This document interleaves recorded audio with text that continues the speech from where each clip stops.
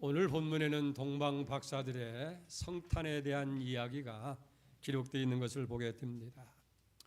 우리는 이 동방 박사들의 국적을 모릅니다. 그리고 정확한 숫자도 몇 명인지는 알 수가 없습니다.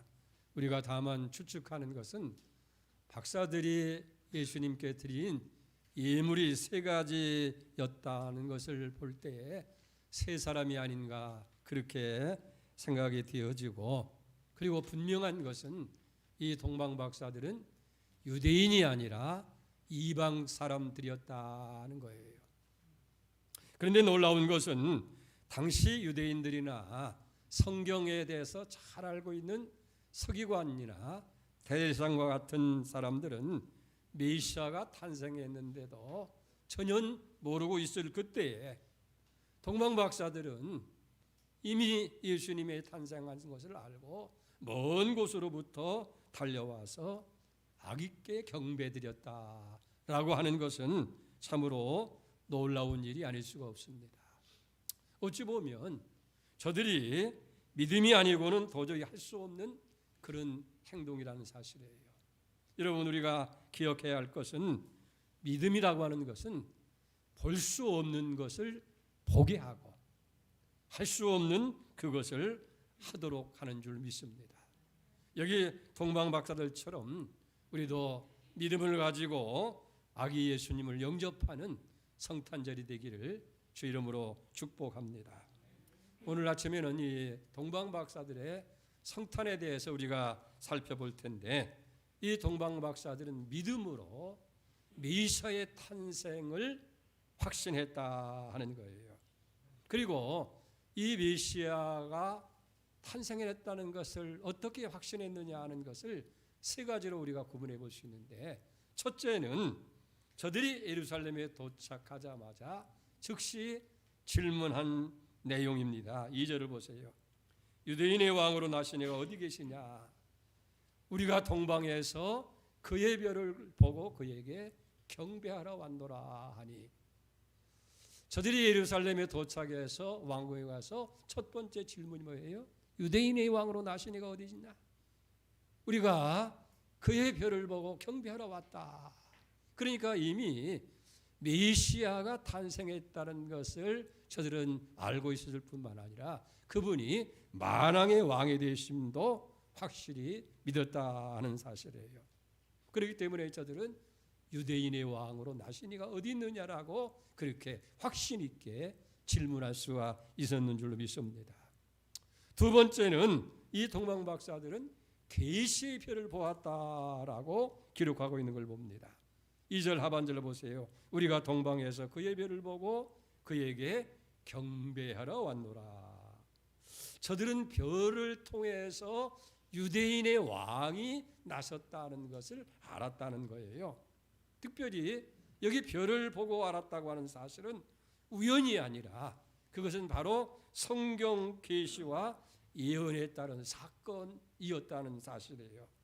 그렇기 때문에 별을 보고 믿었다고 하는 것, 별을 보고 확신했다고 하는 것은 성경에서 큰 별에 대한 예언이 구약 성경에 있기 때문이라는 사실이에요. 이 성경에 보면은 별은 큰 인물에 대해서 비유하고 있는 걸 보아요. 민수기 24장 17절 말씀입니다. 한 별이 야곱에서 나오며 한 아기가 이스라엘에서 일어나서 모압을 이쪽에서 저쪽까지 쳐서 무찌르고 또 세대 자식들을 다 멸하리로다.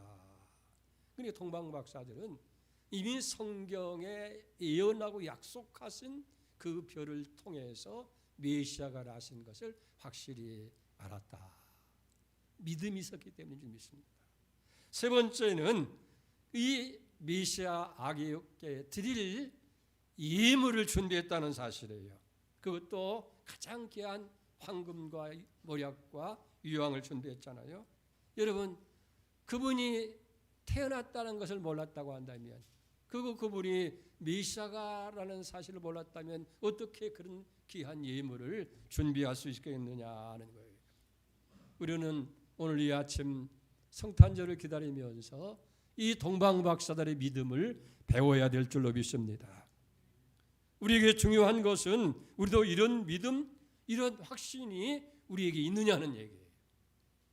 하나님을 만난다는 확신을 가지고 교회에 나오고, 응답받는다는 확신을 가지고 기도하고, 들으신다고 하는 확신을 가지고 찬양을 드리고 큰 복을 주실 것을 우리가 믿고 예물을 드리는 이런 믿음이 우리에게도 있어야 될 줄 믿습니다.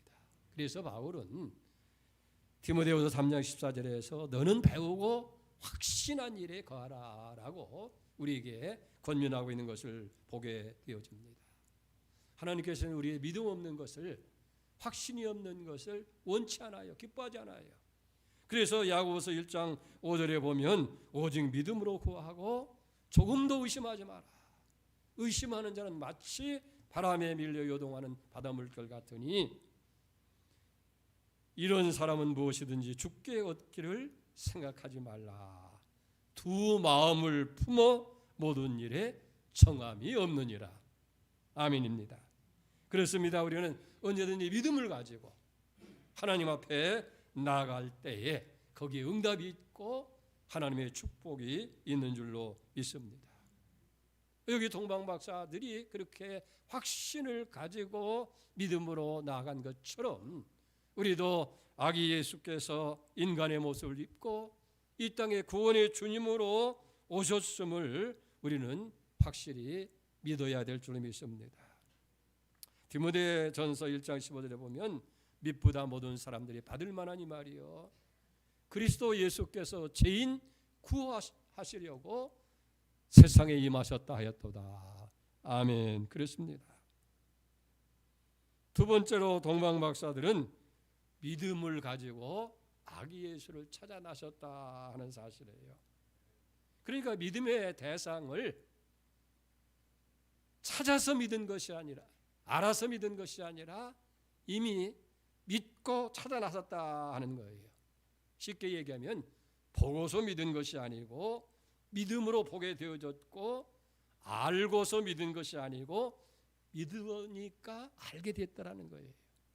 여러분, 성 어거스틴이 유명한 얘기를 한 말이 있습니다. 나는 예수를 알고 믿은 것이 아니라 믿고 알았다 하는 거예요. 약속하신 말씀 믿음을 가지고 순종했더니 알아지게 되고 믿어지게 되어졌다 하는 거예요. 우리가 중요한 예로 복음서에서 보면 예수님께서 죽은 자 가운데서 부활하시고 제자들에게 부활하신 모습을 다 보여주잖아요. 그런데 공교롭게도 그 자리에 도마가 있지를 아니합니다. 제자들이 도마에게 우리가 예수님을 만났다, 예수님은 죽은 자 가운데 부활하셨다라고 하니까 도마가 뭐라고 그래요? 내가 직접 눈으로 예수님이 부활한 모습을 보고 옆구리에 그리고 손에 못자국을 만져보지 않고는 믿을 수가 없다라고 그렇게 얘기하는 거예요. 그리고 일주일 후에 예수님께서 도마가 있을 때에 다시 부활하신 모습으로 보여주면서 도마에게 말합니다. 도마야, 손을 내밀어서 내 옆구리를 만져봐라. 네 손으로 내 손에 못자국을 만져보아라.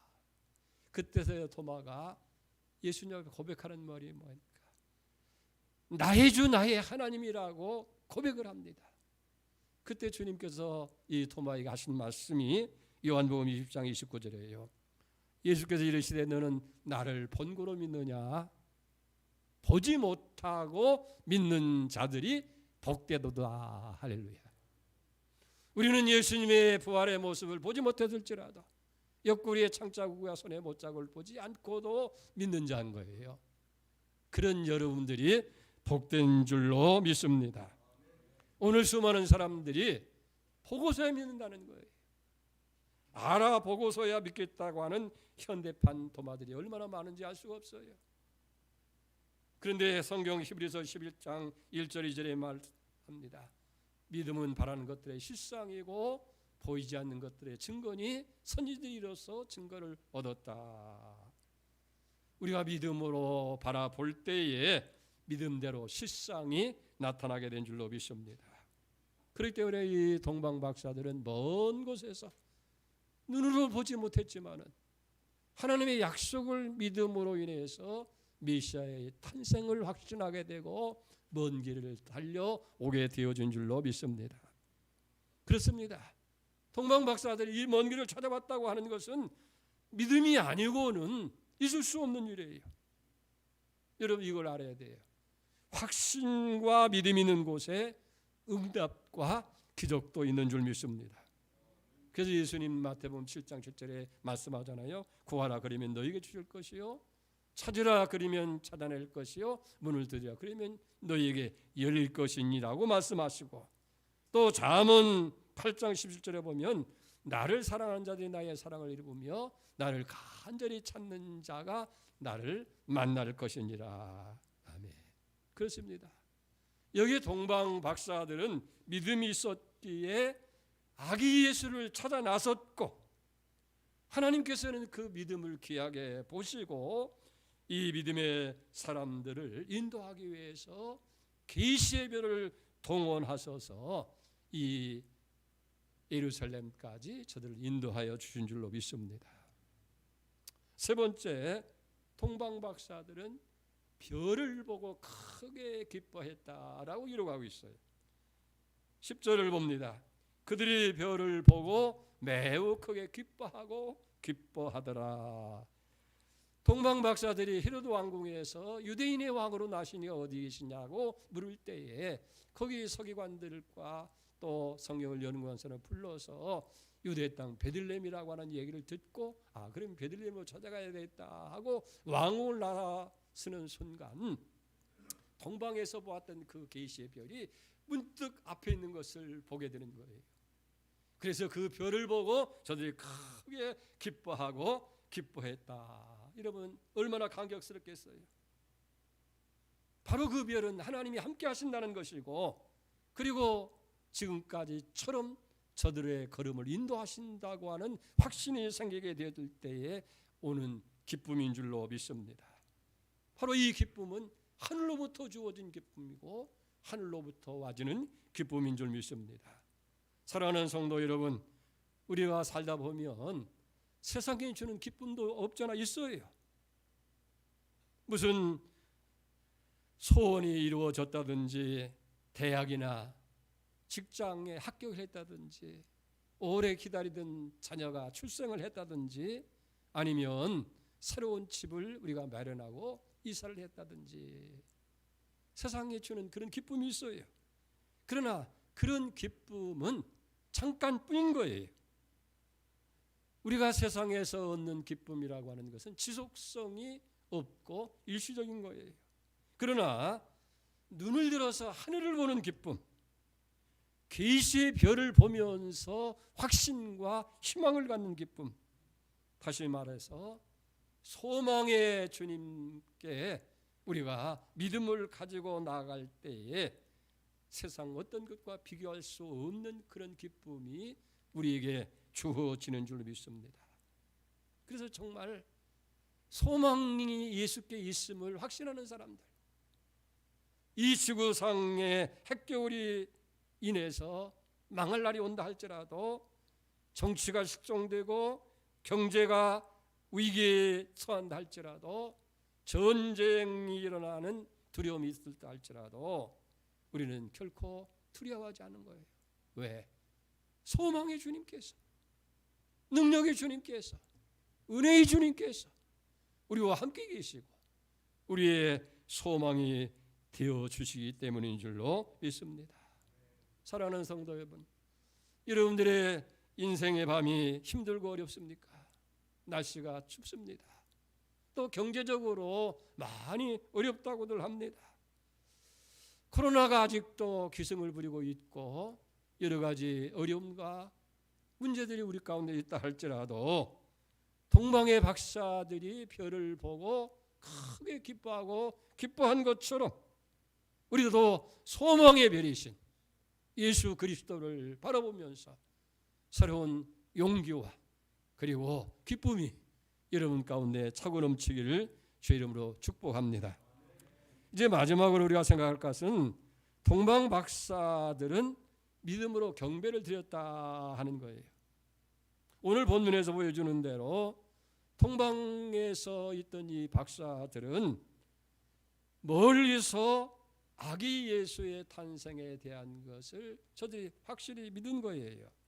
그런데 여기 중요한 것은 저들이 그 먼 길 하루 이틀도 아니고 여러 날을 걸려서 이 예루살렘까지 오게 되어진 그 목적이 뭐냐 하는 거예요.